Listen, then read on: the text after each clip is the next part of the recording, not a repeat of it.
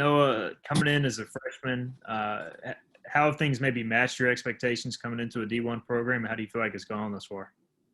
It's been going well.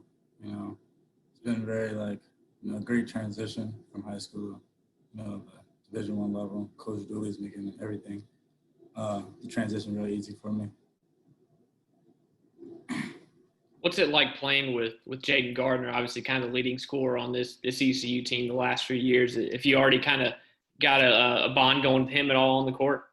Yeah, definitely. Me and him got I wouldn't say down pack yet, but the 1-2 game, coming off the pick and roll and just having him, such a still guy coming off that screen, it just makes life so much easier for me and him.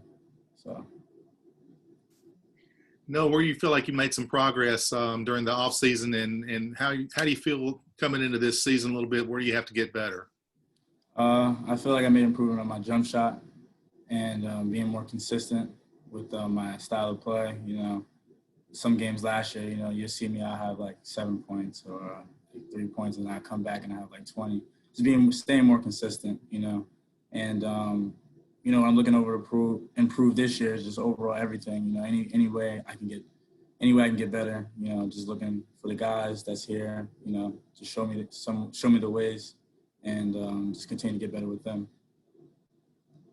Noah, going back to your recruitment, I mean, you obviously had a lot of offers. What was it about ECU Joe Dooley that led you to East Carolina? He's just somebody that's been around all the way throughout my high school career, and back when I was a freshman, he wasn't a coach at St. Benedict's, but he was somebody that was around St. Benedict's. He graduated from St. Benedict's. He's a heavy alumni there. And he's always just, kept the bug in my ear. And then wherever he went, I always stayed in tune. He's a winner. So why wouldn't I want to play for a winner? And I've been a winner since high school. So it's just making that transition, making the move. It was just somewhere I felt like it was home. It was somewhere it was easy. And it's been pretty good so far. No, you've been successful pretty much everywhere you've been so far. What's your sense of this team as you enter East Carolina here for your first year? What's this team going to be like? I feel like this team's going to be very special because I feel like the guys from last year, they learned from their mistakes last year, and they're coming in with more confidence, more confidence, and just seeing that and coming in my experience, my win mentality, I feel like it's going to be a very exciting season because they helped me tremendously, and I feel like me being such a good IQ point guard, and in a way, I feel like this is going to be a magical year. Hey, off the court, what's it kind of been like as a freshman, just starting college, during COVID and during these times, and, students were on campus and they're sent off and online classes. I mean, what's it just been like this whole experience of starting college during this? It's been pretty good, the transition. It's like how I was in high school at IMG Academy. So it's like, it was a boarding school. So like the transition wasn't really that hard for me. But overall the living is everything that you would need as a Division I athlete.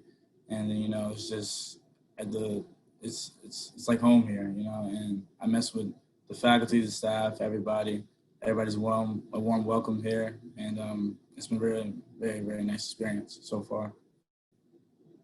You obviously played at some big time schools, with Patrick School and IMG.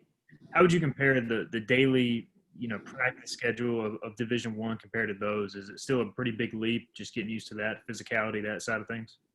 I feel like it's pretty not the same. College is a little bit more different, but I feel like dealing with IMG and the Patrick School, we had like one of the top-notch, trainers from all different types of areas, from the Bay Area all the way from like Florida, exactly. So it's like, it was just the best of the best day in and day out in high school, and then making the transition here, dealing with people that are at the Division I level, it's just been great. So, yeah.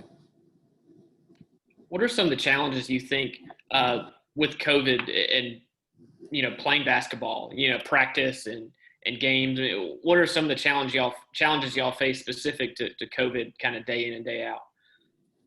So far we've been pretty good. No cases at all. So, we don't really try to focus on that, keep our minds off of it. You know, we really try to focus on basketball and what's the plan for this year. We don't really think of COVID being in a way like that because, you know, all is on mind is basketball, and that's what we really wanted to, you know, play the season this year. And Coach Dooley has been keeping his head strong, keeping us focused on that. So we just think about basketball every day.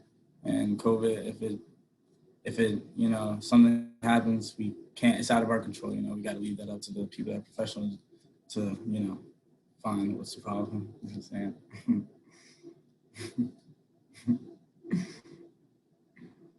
Noah, you referenced your time at the IMG Academy as well as the Patrick School and playing a very high level of competition. So just talk about that and how it prepared you to play in a very challenging league like the American.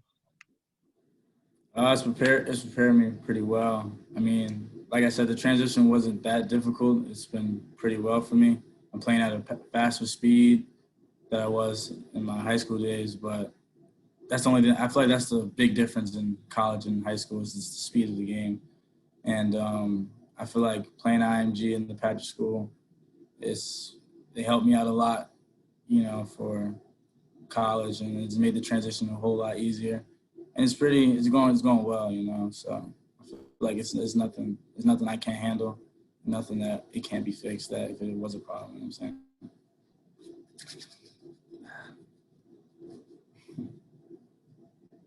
Anything else for Noah? All right, guys. Thanks, Noah.